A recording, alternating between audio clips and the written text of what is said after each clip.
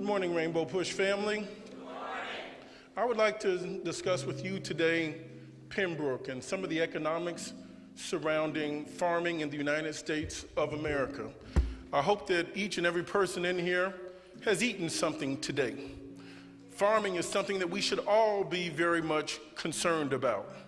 And I am excited about the work of my father, the Reverend Jesse Jackson, the Rainbow Push Coalition, and I must say the enthusiasm of the local community. I thank you, Mayor, for your leadership in Pembroke, the Carter family, and Nicor Gas. Ms. Shannon Pierce, we thank you for not having forgot your roots, for having this commitment, and sometimes we have not because we've asked not. They have found $5 million to invest to bring Pembroke one step closer to having natural gas.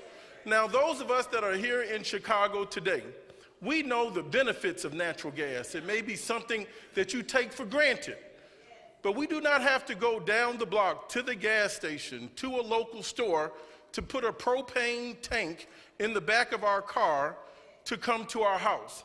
We're talking about a community in the state of Illinois, up north, if you will, that was described as the poorest township in the United States of America. They work every day. They have tilled that land for over 100 years. Blacks have migrated from Mound Bayou, from Mississippi, from Alabama. They settled in towns where they could work, where they were escaping oppression. And what did they find in the North? You have to understand, as we are going to have a lesson today, I don't want to give a sermon or a sermonette. I would like to share with you a lesson today. Our Bible is filled with farm analogies in the books that have the parables. Jesus made things very, very simple and very, very plain. We went from four-legged oppression in the Old Testament. When you leave the Old Testament and go to the New, you begin to see two-legged oppression. This is what's happened in the North. When you go from the language changes. Dad, since we've been talking about farms, I had to look up the word manger. Jesus was born in a manger. And I'm like, what is a manger? And you should look it up too. You ought to stop repeating things that you've heard 1,000 times because somebody might have misled you. A manger. A manger is not a barn.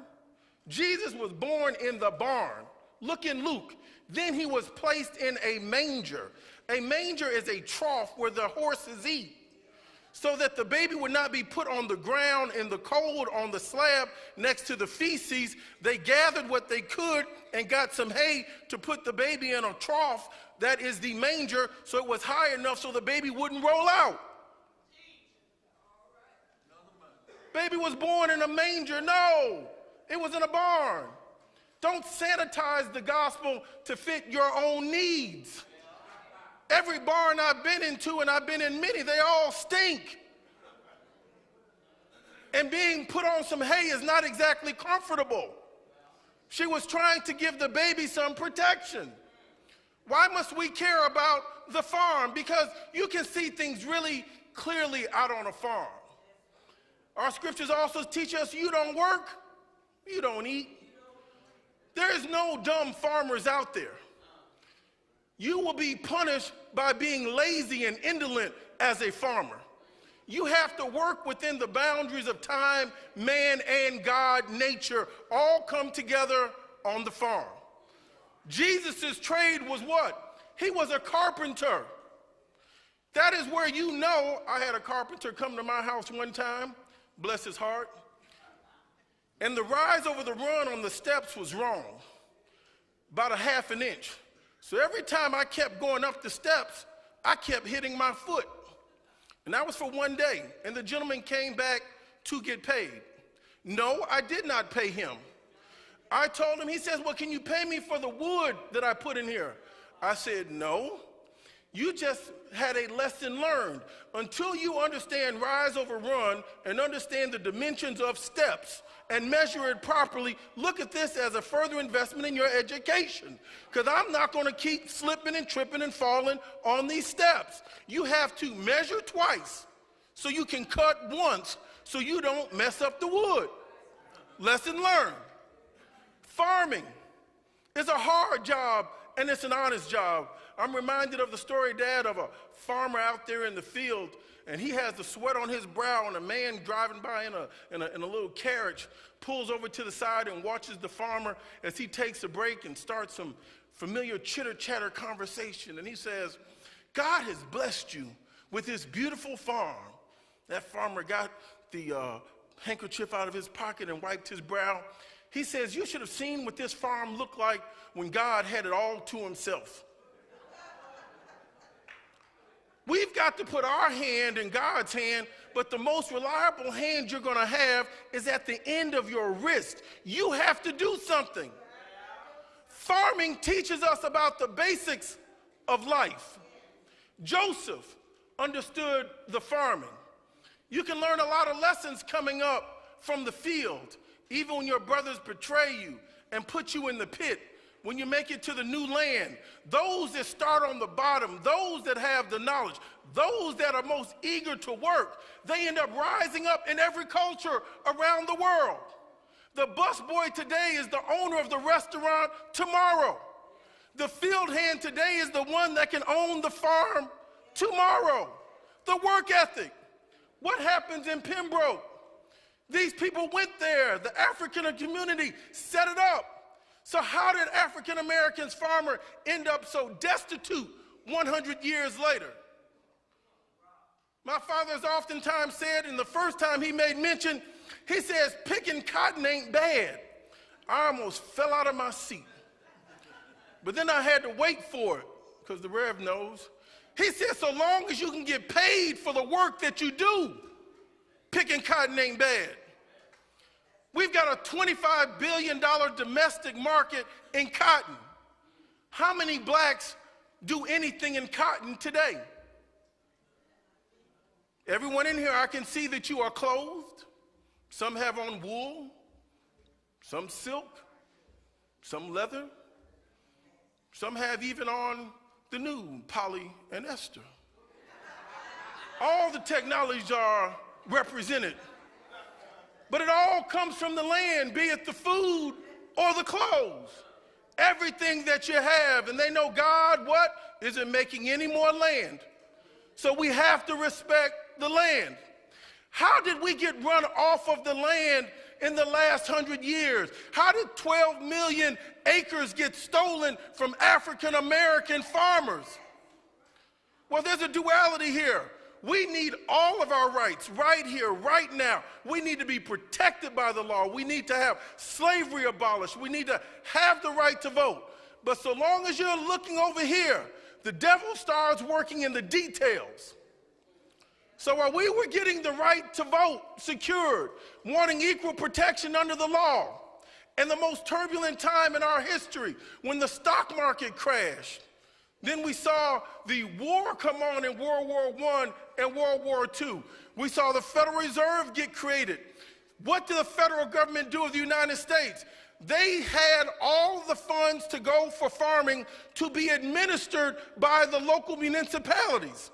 Well, who were the people in charge of the local municipalities? Since we did not have the right to vote, the grandchildren and great-grandchildren of the slave owners, they ended up writing the rules and locking out African-American farmers from having their rights to own their land. Brother Mike Espy, when he went over the Department of Agriculture in the Clinton administration, that was a bold and a big move. And I'm like, how did the African-American leader of the Department of Agriculture get run out? They said he was with Tyson's Chicken, had a chicken dinner, went on a plane, a chicken dinner and a plane and some football tickets, got the African-American run out of being the Secretary of Agriculture. If that doesn't sound like the most foolish thing you've ever heard, that's why we have to stand up for one another, and that's why I'm so proud of the Rainbow Push platform. He wasn't eating a chicken dinner. He was telling the African-American farmers, stop taking out the loans. Here's how you apply for the grants like the white farmers are getting. Get the money, and they ran them out. Pembroke was supposed to have a gas line. Here's what we have to understand about our other colleagues that we work with, I'm for the green economy. We need it. I want solar power. I want wind turbines. I want everything that's sustainable, affordable to keep us moving forward. We got to have it. But on this day, since there are no turbines in Chicago, on this day, since my house does not have solar power, and since on this day, I won't even cook outside on my barbecue grill with a propane gas tank. I don't trust the things personally. I don't want to be in a car with a propane gas tank. Nobody else feels that way, but I feel very strongly about it. I use charcoal. People are in Pembroke having to go out to get a propane gas tank. They've missed the old economy, and somebody's saying, get ready for the new economy. No, we need to fix what's currently operating and working. This is going to be a reliable energy source for the future. It's safe, clean, and affordable. We've got 34,000 miles of pipeline in the state of Illinois that's operated by Nicor. I want to thank the leadership of Nicor. Once they heard about this, they came to the table quickly. That's called corporate leadership. That's called corporate governance. That's called great corporate character. And they didn't come with a prayer. They didn't come with a wish. They didn't come with, I'm going to look into it. They didn't come with, I'm going to think about it. They didn't come with, I need a feasibility study. They said, we found $5 million, and we're going to go help you raise the rest of the money, that $9 million that's necessary to bring gas to Pembroke. Brothers and sisters, this is the beginning of a movement. This is the first phase. Because after we get through with the gas, we want to look at the water lines. We're going to do this farm style. One thing at a time. Open one can, close a can. Before you put the cows up and everything up for the evening, you got to make sure you close the barn door. We're going to wrap this up so we can get to the next. Then we're going to look at the telecommunications line. Now, you know if they don't have gas, they don't have broadband. And you know if they don't have gas and they don't have broadband and their water has been cheated, you know they're being overcharged for the mortgages. You know they're being overcharged for the insurance. You know they're being overcharged and exploited in every conceivable way. Why is this important? Because this is a model that you're going to see replicated all across the South. Our parents did not lose their land. Our parents had their land stolen. Didn't I start off with what is a manger? When you get some words clear, you understand. Four-legged oppression of animals to two-legged oppression of human beings. When slavery ends, mass incarceration begins.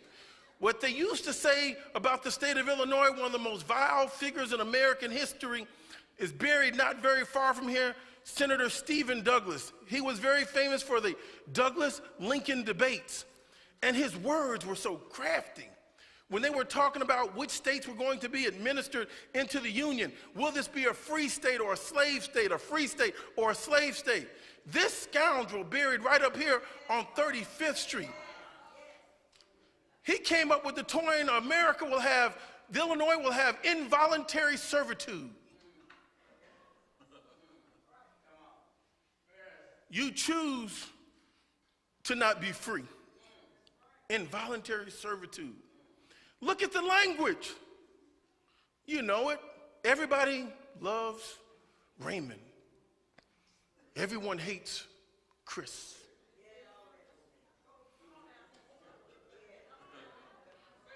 Look at what's happening in the NFL right now. The Chicago Bears. They have a great team, but they couldn't see to put a black man as the leadership and the face of it as the quarterback. As they sit at home and see all these talented quarterbacks hit the field. We want to hit the field running. Not until we look back at our history and understand what holds us back. It's not your effort. It's not your intelligence. It's a structure that we're fighting. We've got other gas companies to go to now. I can't thank Nicor enough for having shown up. They didn't want to sue and be seen and not acknowledge. They said it's a problem and we want to fix the problem, not fix the blame. We want those in television and radio that are listening to our voice. Call us at Rainbow Push. Go on our website. We're going to work closer with the black farmers. Our land has been stolen. What's the future of agriculture in Pembroke? We need to get the infrastructure in place. But ladies and gentlemen, there is some delicate times ahead. You've seen Australia on fire.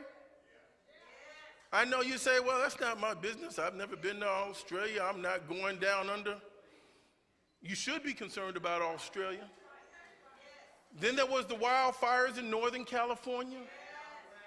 Then there was the flood in Harvey and Hurricane Katrina. And then there was another one down there in the tornadoes in Florida. The climate is out of balance. What they say in the state of Illinois is knee-high by July for our corn. 3,000 years ago, China was the largest producer of soybean. Now the United States is the largest producer of soybeans in the world, sending out 60% of all the soybeans. And now that the gentleman in Washington, D.C. has cut trade ties with China, now they say we don't want U.S. soybean. Family farmers are in a crisis. There were 7 million people working in family farms in the 1930s. Now it's 2 million people working on those family farms, and more than half of those are females. One family farm of 435 acres can feed 165 people. You can't trust the food source now.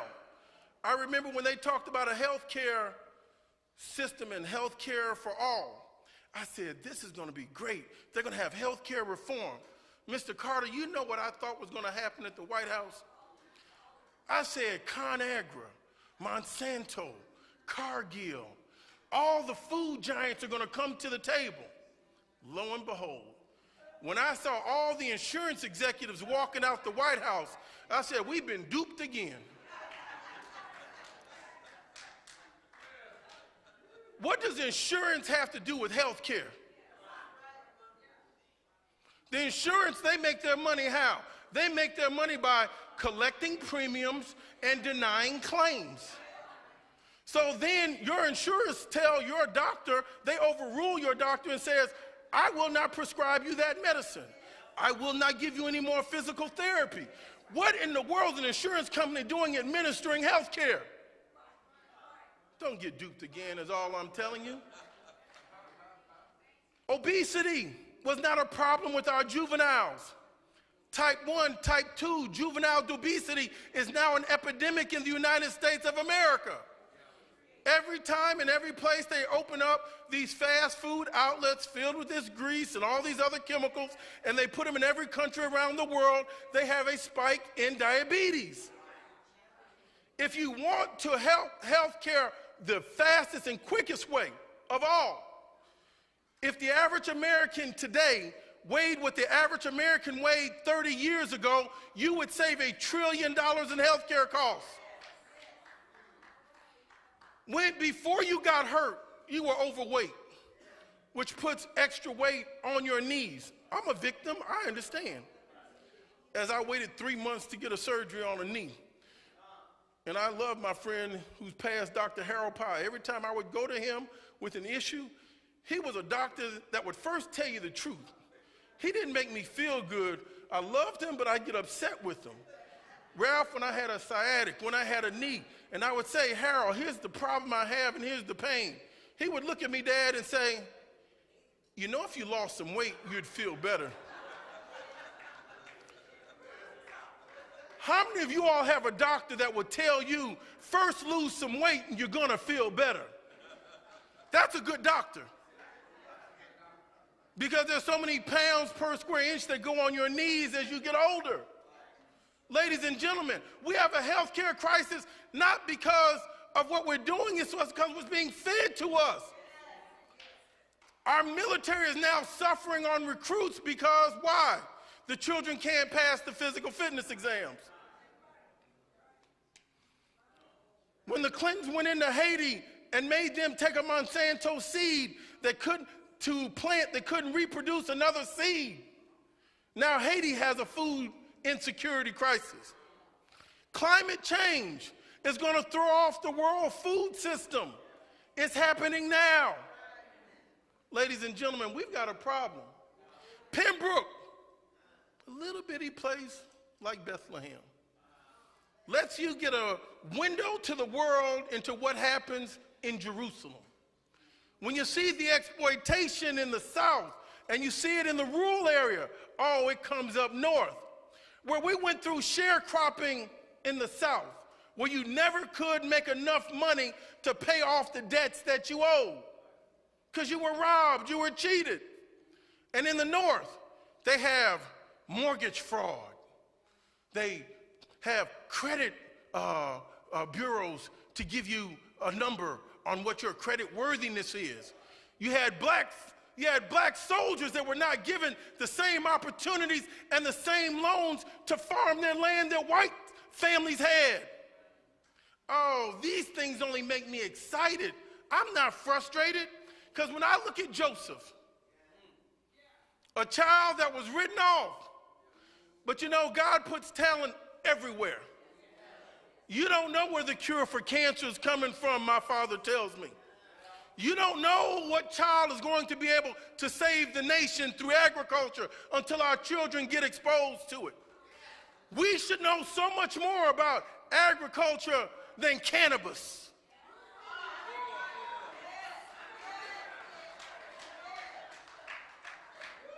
The city and the state should also invest in catfish farms and fishing farms and chicken farms. And for some of those that have already had too much of the hallucinogens, they should have some coffee farms. I know we don't make coffee beans in the United States, but we need to import them, extract them, and put them in some people's veins, because I know they're high enough already. Cannabis is not going to be our panacea. Cannabis is not going to cure us. Cannabis is not a business we should be spending all of our time on. We need eggs. We need milk. You need flour. You need our food source secure. We're going back to Pembroke, and thank God, the mayor, and thank God for Reverend Jackson, thank God for NICOR. We're winning, and we're going to expand it, and we're going to. He's got liberation in his blood.